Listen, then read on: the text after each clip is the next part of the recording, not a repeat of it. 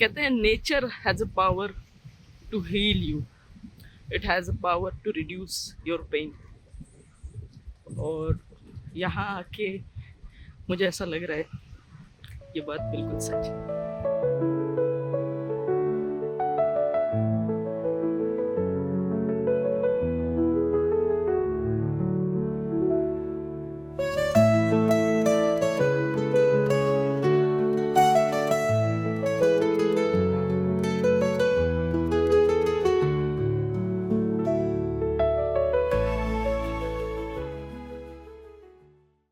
जिंदगी के उतार चढ़ाव झेलते झेलते जिंदा लाश बन जाने के बाद मुझे समझ में आया कि मुझे लाश बनने की तो ज़रूरत ही नहीं है, क्योंकि मेरे पास है रामबाण इलाज विपश्यना। 20 अप्रैल को सुबह 3 बजे उठ के मैंने मेरी पैकिंग की और सुबह 4 बजे की ट्रेन मैंने पकड़ ली। विपश्यना जाने की मुझे इतनी खुशी हो रही थी कि मैंने ट्रेन के बाथरूम में जाके डांस भी किया। और ऐसे ही नाचते गाते हुए 5 घंटे कब बीत गए पता नहीं चला और रत्नागिरी स्टेशन आ गया। स्टेशन पर पहुंचने के बाद मुझे आइडिया आया कि क्यों ना मैं भी एक ट्रैवलिंग व्लॉग बना लूं। तो मैंने कैमरा एडजस्ट करके अपने आप को शूट करने की नाकामयाब कोशिश करी। इतने में विपश्यना सेंटर की गाड़ी आ गई और व्लॉग बनाने का प्लान कैंसिल हो गया। फिर मैंने उस गाड़ी में बैठ के अपना व्लॉग बनाने की कोशिश की। मुझे जो भी दिखा मैंने सब कुछ शूट कर लिया।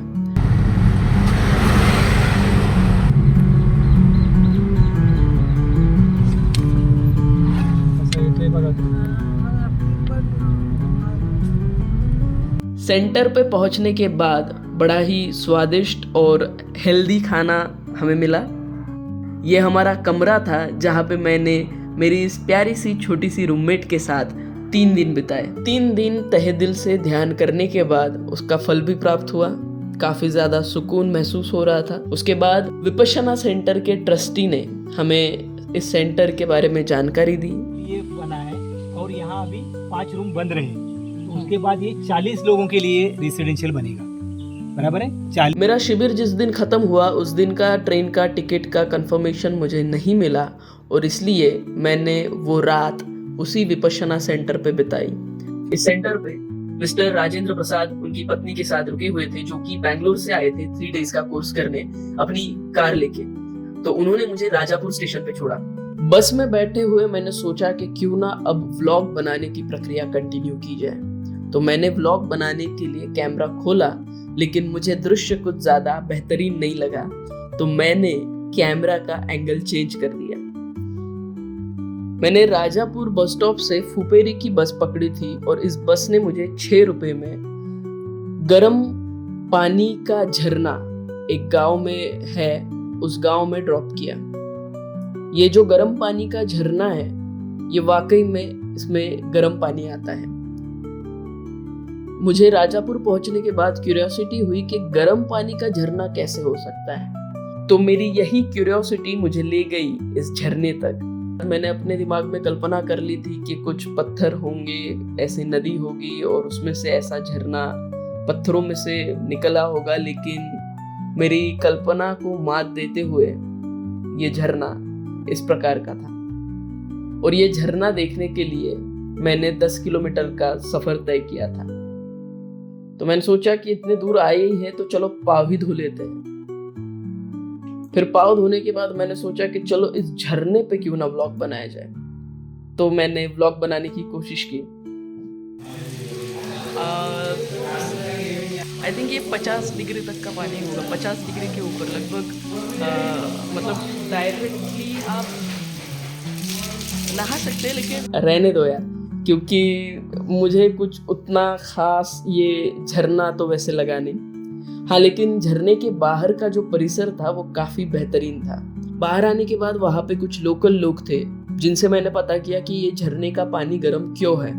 तो उन्होंने मुझे बताया कि यहाँ पे पीछे महालक्ष्मी का मंदिर है और महालक्ष्मी के चरणों से वो पानी आता है और इसीलिए वो पानी गर्म है। तो मुझे इस झरने के पीछे की कहानी भी पता चली। फिर मैंने इस महालक्ष्मी के मंदिर में भी जाने की कोशिश की, लेकिन मंदिर भी बंद था। अभी यहाँ से हम निकलने वाले हैं धूत बापेश्वर मंदिर के लिए। पता नहीं कैसे है, कहाँ जाना है, बट लेट्स एक्सप्लोर।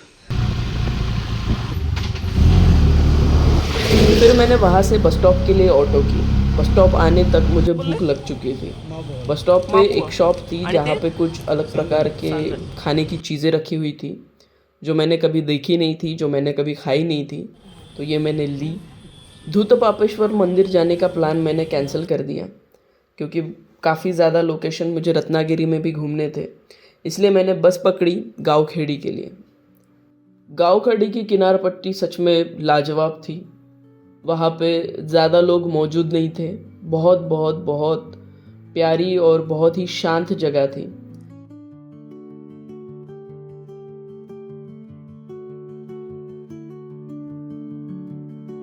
वहाँ मुझे कुछ पंछी मिले। उन पंछियों को देखते हुए मैंने अपना कुछ वक्त बिताया और वहाँ से बाहर आके मैंने रत्नागिरी के लिए बस पकड़ी। बस स्टॉप से कुछ ही दूरी पर मत्स्य संग्रहालय था। इस मत्स्य संग्रहालय में एक व्हेल फिश का बॉडी रखा हुआ था जो कि देखने में काफ़ी शानदार था। मेरे इस पूरे सफ़र में सबसे अच्छी चीज़ और मुझे हैरान करने वाली चीज़ अगर कुछ थी तो वो था इस व्हेल फिश का स्केलेटन। मुझे इतने बड़े विशालकाय जानवर की स्केलेटन देखकर सच में बहुत खुशी हुई। यहाँ पे एक बहुत बड़ा सी टर्टल था। कैमरा में ये बहुत छोटा दिख रहा है लेकिन लगभग ये 4 या 5 फुट इसकी डायमीटर थी। यहाँ पे बहुत अलग अलग प्रकार के बहुत सारे फिश रखे हुए थे जिनको देखकर मुझे बहुत अच्छा लगा, बहुत शांति महसूस हुई और मुझे प्यार आ गया इन सारे जानवरों के ऊपर। काफ़ी सुंदर और बहुत शानदार थे सब।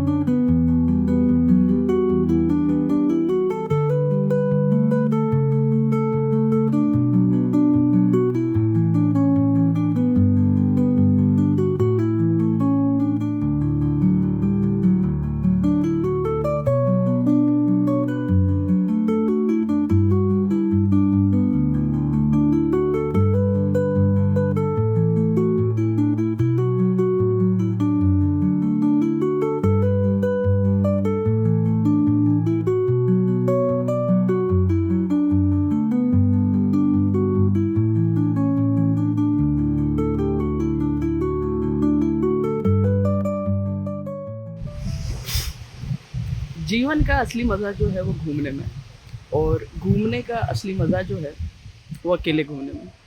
क्योंकि पहली बात पैसे कम खर्च होते हैं, दूसरी बात पीछे चिक नहीं रहती कि इधर नहीं जाना उधर नहीं जाना, ऐसे नहीं जाना वैसे नहीं जाना, दिमाग ख़राब करने की कोई ज़रूरत नहीं।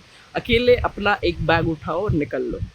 तो दैट्स ऑल। और कुछ ज्ञानवर्धक कुछ और बातें है नहीं। सी एक्वेरियम के बगल में ही लगभग 500 मीटर पे था वाइट सी। वाइट सी मतलब वहाँ की रेत वाइट थी, इसलिए उसको वाइट सी बोलते हैं।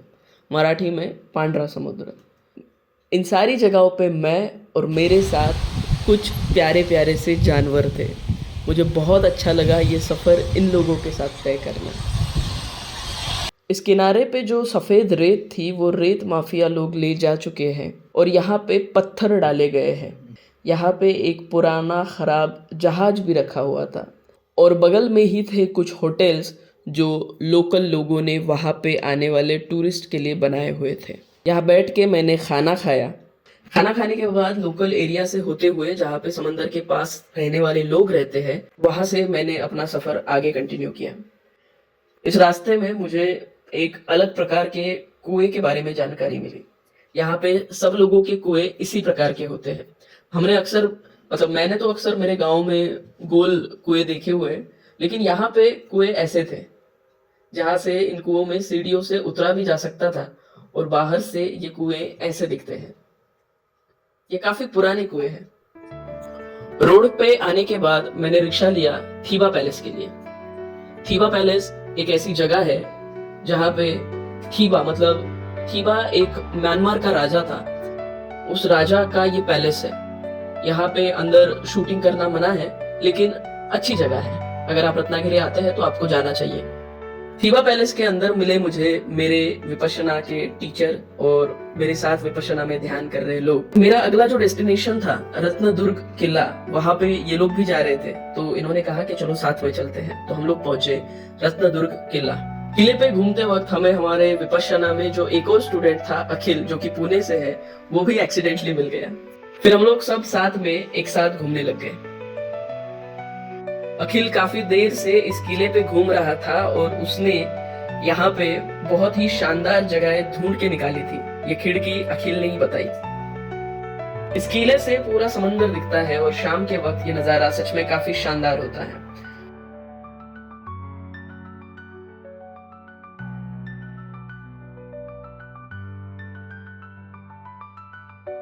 मुझे इस किले पे पहुंच के और यहाँ इस खिड़की में बैठ के बहुत अच्छा लगा।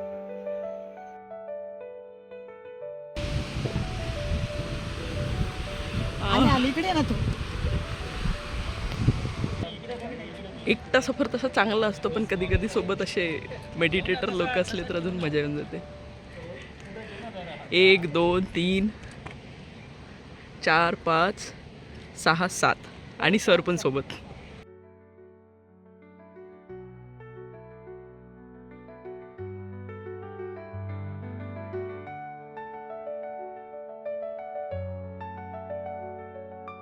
इस किले के अंदर एक भुयार भी था। भुयार को हिंदी में क्या बोलते हैं मुझे पता नहीं, आप लोग कमेंट करके बताओ भुयार को क्या बोलते हैं। लेकिन भुयार देखने के बाद अखिल और मुझे मंजूमल बॉयज याद आई, और हमारे साथ जो औरतें थी वो चिल्ला रही थी कि नहीं उसको उतरना नहीं है। तो हमने उतरने का रिस्क नहीं लिया, लेकिन अगली बार जब भी जाना होगा इसके अंदर जाके मुझे देखना है। फिर अखिल भी हमारे साथ हमारे सफर में शामिल हो गए और हम सब लोग मिलके गए मांडवी बीच पे। डूबता सूरज, ठंडी हवाएं और समंदर की लहरें और साथ में सभी विपक्षी सागर।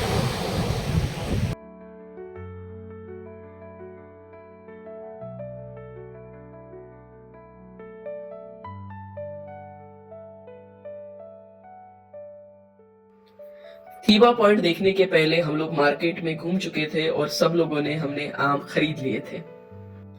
मुझे इन लोगों ने रात को 10 बजे रेलवे स्टेशन पे ड्रॉप किया। तो अभी इसी के साथ रत्नागिरी घूमने का शेड्यूल ख़त्म हो रहा है and I am going back to Mumbai.